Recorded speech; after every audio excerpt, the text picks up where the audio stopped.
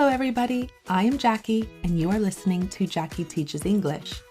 This podcast has been created for all of you out there learning English and is designed to help intermediate speakers become more fluent. Each week, you will improve your listening skills, learn new vocabulary, and learn more about the English-speaking world. Want to read along with the audio? Go to www.jackieteachesenglish.com where you will find a transcript of this episode. Without further ado, let's dive in. We may no longer be in the month of Valentine's Day, but it's as good an occasion as any to discuss the 5 love languages. If you aren't in a relationship, don't stop listening. So much of what we will discuss in this episode can apply to both romantic and platonic relationships. A platonic relationship is a relationship that is affectionate but not sexual, so we can use this to describe the relationships that we have with our friends. So what are these 5 love languages and who decided on 5? The American author and radio talk show host Gary Chapman came up with the concept of the 5 love languages in the first of a series of books he would write on the topic, first published in 1992. The 5 Love Languages, How to Express Heartfelt Commitment to Your Mate. The book was a huge success, with over 20 million copies sold, and has been translated into 49 languages. So what is all the fuss about? It turns out that falling in love can be quite easy, but staying in love is the true challenge. Amidst stress, work, conflicts, possible children, and all of the other things that life throws our way, it can be easy to grow apart in a relationship. In his book, Gary Chapman provides the solution, and it is all about the different ways we as humans express and experience love. By identifying our and our partner or friend's love language, we can communicate with each other in a much deeper and understanding way. The 5 love languages are words of affirmation, quality time, acts of service, gifts, and physical touch. Gary says that we all can probably relate to each of these love languages, but there will be 1 or 2 that resonate the most with us. To resonate with someone means to remind someone of something, to be similar to what someone already thinks and believes. There will be 1 or 2 of these love languages that resonate the most with us. Understanding you and your partner or friend's love languages and making a conscientious effort to speak that language will make your relationship stronger and bring you closer together. So let's go through the 5 different love languages. Number 1, words of affirmation. This love language includes verbal compliments and acknowledgments of affection, saying, "I love you" out loud frequently, expressing words of appreciation, and paying compliments go a long way. To pay someone a compliment simply means to express praise or admiration. We can give a compliment, or we can simply compliment someone. Paying your partner compliments goes a long way. What can you do to make sure that your partner or friend who speaks this love language feels your love? Well, for starters, assuming that your partner knows that you love them or think that they are handsome or beautiful isn't going to cut it. The phrase "to cut it" means to meet the requirements. Keeping those compliments to yourself isn't going to cut it. It isn't going to be enough. By keeping these thoughts to yourself, you may be unintentionally hurting their feelings. Also, pay attention to how much you criticize them.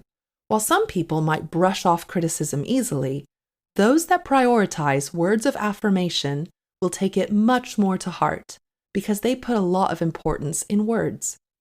We've just come across 2 nice phrases.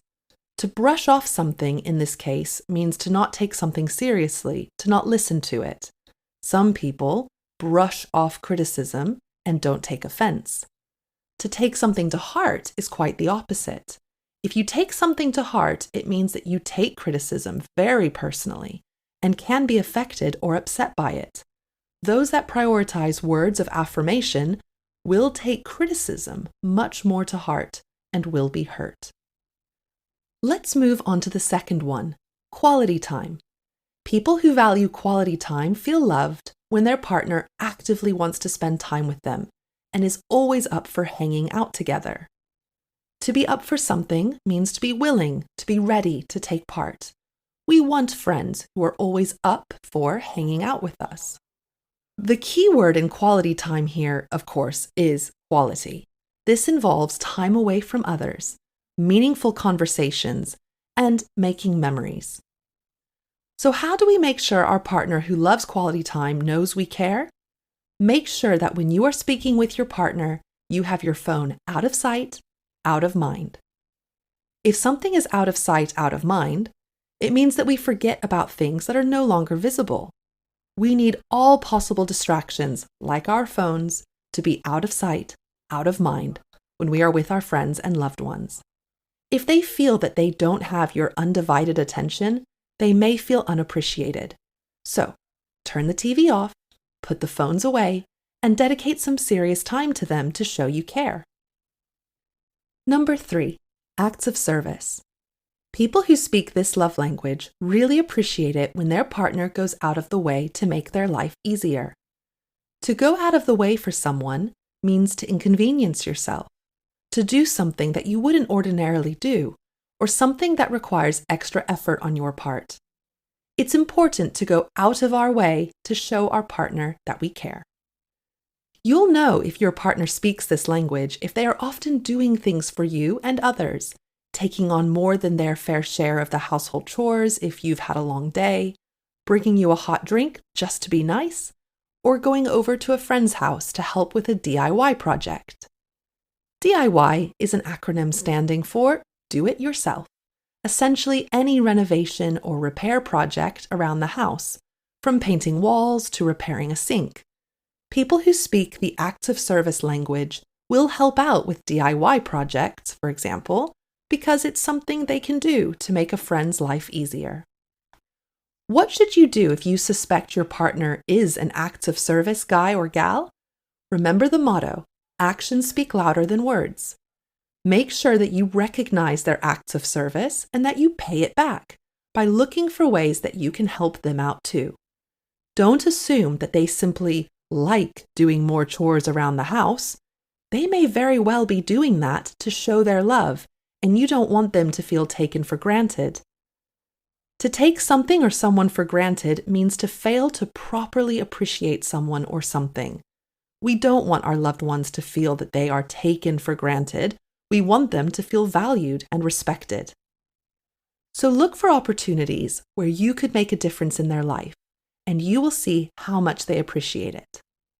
Moving on to the fourth love language, gifts. This is quite a straightforward love language. If something is straightforward, it means that it is uncomplicated and easy to do or understand. Giving gifts is a pretty straightforward way to express our love for others. People who speak this language enjoy giving and receiving visual and physical symbols of their love and adoration. But don't panic. This doesn't have to come with a high price tag.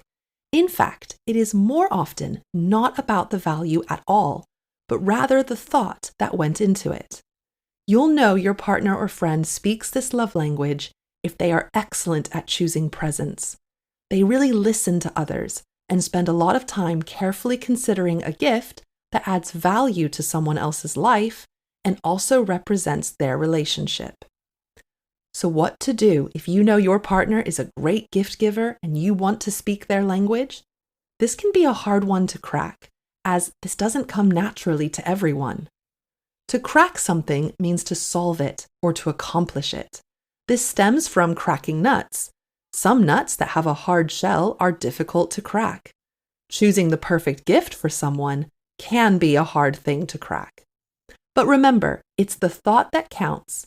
Pay close attention when you are out and about with your partner. If they comment on something they see in a shop window, or if you notice that they are always admiring the flowers outside the florist, make a mental note, or better yet, a physical note, so that you can surprise them. The worst thing you can do, and this happens to so many of us who are in long-term committed relationships, is to stop giving gifts altogether. We tend to do this a lot at the start of a relationship, but this can tail off even to the point where couples stop giving each other birthday or Christmas gifts and instead focus on the gifts for the children they might have. While this may work just fine for a lot of people, a partner who speaks the love language of gifts may feel unloved and undervalued. Last but not least, the love language of physical touch. You guessed it. These people feel loved the most when they receive physical signs of affection. Hugging, kissing, holding hands in public, and having a healthy sex life are all things that these language speakers value the most. They don't want to simply hear the words, "I love you." They want to feel it. You'll know if your partner speaks this love language as they will be often seeking that physical affection, which might seem clingy to some. What does it mean to be clingy? If something clings, it means that it hangs onto something else. The adjective clingy, therefore, means someone who is perhaps too dependent on another and always seeking attention. But what they're really doing is searching for that reassurance and physical connection which can make them feel secure and safe in their relationship. So how can you make the effort to speak this language to your partner when you yourself might not be a hands-on person? This can be difficult, especially if you shy away from PDA when you are in front of others, in town or at a party, for example. PDA simply stands for public displays of affection. Hugging, kissing, and holding hands in front of others are all examples of PDA. However, you can try to make a conscientious effort to hug and kiss your partner more often. You can start by getting into the routine of hugging and kissing when saying goodbye and being reunited, when leaving for work or coming home, for example. Making sure you kiss your partner before going to sleep at night is also an easy win. And maybe every now and then, put any embarrassment aside and hold your partner's hand in public. This can be a pleasant surprise to your partner, and this gesture can go a long way. To go a long way is just a fancy way of saying to be successful. Whatever you and your partner's love language is, the first step is identifying them. You may already have an idea in your head about what your love language is, but it could still be an interesting experiment to take a quiz and find out for certain. There are many free online quizzes available. By answering a series of easy questions, they can help you identify your primary and secondary love language. This can be a fun thing to do with your partner, as you can share your results, which in turn opens up a meaningful discussion about how each of you show and interpret love. And on that positive note, we are going to wrap it up here. Thank you for listening to this episode of my podcast, and I hope that you found it useful. If you would like to share what you think your love language is, please comment, and I would love to hear from you. If you liked this episode, please consider subscribing, sharing it with a friend, or rating it on your podcast app. This will help more English learners find us. Remember that you can find the transcript of this episode and bonus activities on my website, www.jackieteachesenglish.com. Thank you so much, and I'll see you next week with another episode of Jackie Teaches English. Bye!